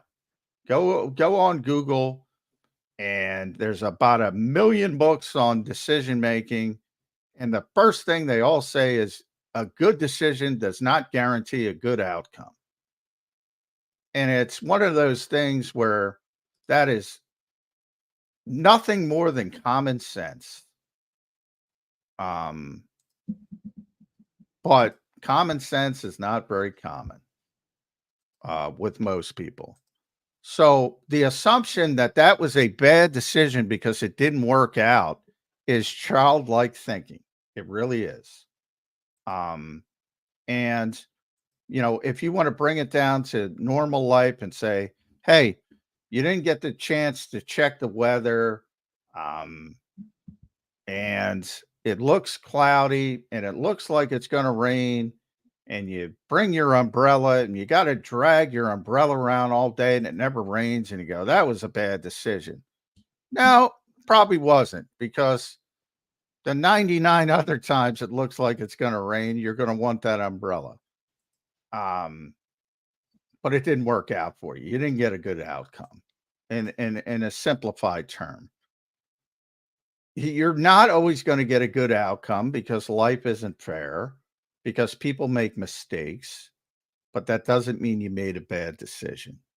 And that's what Nick was trying to get across. He had conviction in the decision. He got more conviction in the decision. It was a perfect play call from Kellen Moore's standpoint. And again, Kellen Moore lived up to his job description. Saquon Barkley did not. Period. End of sentence. I don't know what he was asking, but that's my answer. Same thing goes for the last play where Jalen turned the ball over. I mean, shit. But Brian Pumper checks in with another super chat. BG is more of a comedian and Slay wants to give out hugs. We need a real alpha on that defense. That side has nothing but followers, no real dogs. Look, the loss of Fletcher Cox in the offseason, John, is looking like the biggest loss this team has had in the last couple of years. I mean, you're talking about, it's not a talent issue with Jalen Carter. That's for damn sure. What's going on there? Is the loss of Fletcher Cox been that big? I think it might. And I think, you can laugh at Pumper, but I think Pumper is a good player. I mean, sometimes Brandon Graham's a monster. I know, but BG is a different type of leader in that regard. I love Brandon Graham. I think he's one of the greatest guys on earth. He's one of the most positive, and that's the thing about. He's one of the most positive people in the world, to the point you say, how can this guy manufacture this energy every single day? And that's part of his gift. But, on the field, he's a monster, and he's been a monster for a very long time. With Slay, I mean, I think a lot of people don't understand with Slay. And he constantly says this. He tries to uplift his peers. And people don't like that, because he's rooting for other players on other teams. It's they don't. A lot of players don't think like fans, and they root for their peers, and they're happy for their peers when their peers have success. And it doesn't mean they're not competitive. So, and Slay has tried. He talks about tight end university, and Lane Johnson's got offensive line masterminds where they all get together and help each other get better in the off season, and the DBs don't have that, and he's tried to get that started. So yeah, he's not gonna downplay other people because they have the wrong uniform on, and you either accept that as a fan or don't. But that doesn't mean he's not competitive. You're not a 6-time Pro Bowl player, 33 years old. We always talk about future Hall of Famers, and we never bring up Slay. He's on the cusp of being a Hall of Fame player. You don't get that way by not being competitive. No, I know that, but being competitive is different than being a leader, and that's why Slay wasn't a captain on any of the teams he's been in those 6 years of Pro Bowl before. A couple of years ago. Well, 3 of them were with the Eagles, and he's a captain with the Eagles. Well, wasn't last year his first year ever being a captain? I thought he made the big. That was 2 years ago. This is his third year. This is his third year being a captain. Yeah. But, all right, no, I mean, look, I think that's fair, but I do wonder if not everybody is suited for every role. I don't know if Slay being the top vocal leader. I can't. I always go back to when Devin Allen was here. Like, Devin Allen's coming in, track star, trying to get back to football, and he was running at the Penn relays in the off season. And Slay was the one, barely met the dude. Slay's the one gathering teammates up to go watch him to support them. Yeah. At the end of the day, John, I think it's you can't rely. These are grown men, grown professionals. Everybody has to motivate themselves. And I think there's a lot of that's missing, and maybe some of these guys on defense. Let's move on. I saw Diana Rossini talking about. I don't know if you saw that clip. I did. Was it about talking about her husband? Her husband's an Eagles fan. I saw that. And it's a pretty funny clip. But anyway, she said, "Look, dude, and they have a kid now, and it's like, we're not going to be in this household. We're not going to be the family that their mood and they're yelling at their kids because the Philadelphia Eagles lose a game." And she basically said, grow up. You're a father now. That's what I say to fans. Grow up. If you don't like Slay saying another cornerback's good on another team, I would say grow up. John, we got to get to the end here. One more super chat. Oh, we're running out of time here. We got to get our predictions in and final thoughts here as we prepare for this game on Sunday. Suplex City says, we all laugh at Carr, but his stats minus wins, losses match McNabb's. John, tell Tony Khan to hire Shane O'Mac. Here comes the money. I'm not sure what is that a wrestling-ism? Yeah, that's a wrestling thing. Yeah, he might too, but that would be a bad decision. Yeah, Suplex. I ain't laughing at Carr. Flushing money down the toilet. But Tony likes to do that, so maybe he'll do it. Yeah, they do like to do that, the Cons. But Suplex, I'm not ruling out Derek Carr, man. I think he's a competent quarterback, and at any given day he can beat us. John, final thoughts here before we get our predictions on the record. By the way, I do want to remind everybody, or just let everybody know, I'm going to be doing an hour show tomorrow. I think I'm going to do it at noon. If John's available, I'll get him for like 8 or 10 minutes just to see what he's thinking tomorrow. But I'm going to try and bring some people up, and we'll do a preview of the game. It'll be a solo show with me, but I am going to do that tomorrow. So hopefully I'll see you guys there tomorrow on the JAKIB channel. Look for it around noon for an hour show tomorrow as we prep for the Sunday game, and then the pre and post game show on Sunday. Johnny Mac, just final thoughts, man. A couple minutes left before we give our predictions. 1 o'clock game, uphill battle here. Saints are red hot. Eagles coming off a tough loss. What's your final thoughts here as we prepare for the game? Yeah, I think it's a difficult spot without AJ. And I think they have to play a certain way. And it starts with accepting that, as I said, and trying to do that first. And we'll see if the Eagles do that. Maybe Kellen Moore has a little bit of a different approach, and that would be a positive one. But I don't think it looks good on paper. I expect the Saints to score, maybe not 45, but they'll be in the 30s, probably a 34-23 type game. Saints win. Johnny Mac has the Saints winning as we prep for Sunday. I'm going to join John. I'm going to join Ed. I do not like this game for the Eagles. I've said it all week. I think it's an uphill battle. I do not see them being able to take away Alvin Kamara. I think Rashid Shaheed is a take the top off kind of guy that's going to be tough to deal with if you can't slow down Alvin Kamara.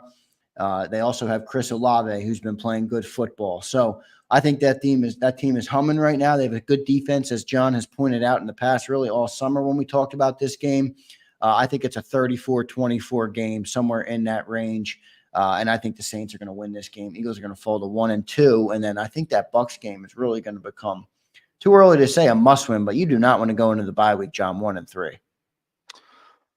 No, you don't. And that's what Ed Kracz was kind of talking about. You probably want to get in the bye week 2-2, try to figure out a way how to win one of these two games. I think it's going to be difficult. I mean, it'll help if AJ can get back for that Tampa game. If he's telling Lisa Salters the truth, he's going to miss both games. If they miss both games, I'm going to pick him to lose in Tampa as well. Until I see him win without AJ, I'm not picking without AJ. So we'll talk about this next week. But shoot, Todd Bowles has had Jalen Hurts' number. Yes, he has. Yeah. Without AJ, I mean, they crushed Tampa. Or that was early in the year last year, though. The two playoff games, Todd Bowles is 2-0 versus Jalen, and that's when the lights are the brightest. So, but good again, stuff. Real quick, AJ was not playing in either of those playoff games. That's the connection. True. It goes back to our point earlier, man. He might be the most valuable non non-quarterback player in the NFL. I think he's right up there with Christian McCaffrey levels of importance to a team when you look at the numbers without A.J. Brown. Johnny Mac, great show today. Great stuff from Ed Kracz, who joined us early on in the program. I want to thank all of our viewers, our chatters in here, as they are the best chatters on YouTube. I consistently say that. No channel, John, covering this team, and there's a lot of them. No channel has a chat like ours do. We got great fans, smart fans. Appreciate you, Cali Baby, Crowley, Akbar, Barbara Carroll, Philly. Abe is in here. Rocksteady, the backup plan. Raj is in here. Appreciate all. I'm awake. Are you? Appreciate all you guys. Thank you for all the support, not only today but this week. Looking forward to a show tomorrow. So hopefully some of you guys can join me on the hour program I'm going to do tomorrow in preparation for the Sunday game. Hit that like button on your way out. Johnny Mac, great week of shows this week. We'll talk to you maybe tomorrow if you're available, and then definitely on the pregame show when it comes to Sunday. So good stuff today, John. I'll talk to you over the weekend. All right, brother? All right, sounds good. Thanks, everybody. Thanks, everybody. Hit that like button on your way out. Catch you next time on Birds 365. You've been listening to Birds 365, the destination for the passionate Eagles football fan who bleeds green. If it's Eagles football, we're talking about it. Debate inside the locker room and guests that are some of the greatest football minds from around the region. We hope you enjoyed the show. We know we had a blast. Make sure to like, comment, and subscribe, and we'll be back soon. But in the meantime, hook up with us on social media at JAKIB Sports. See you next time on Birds 365.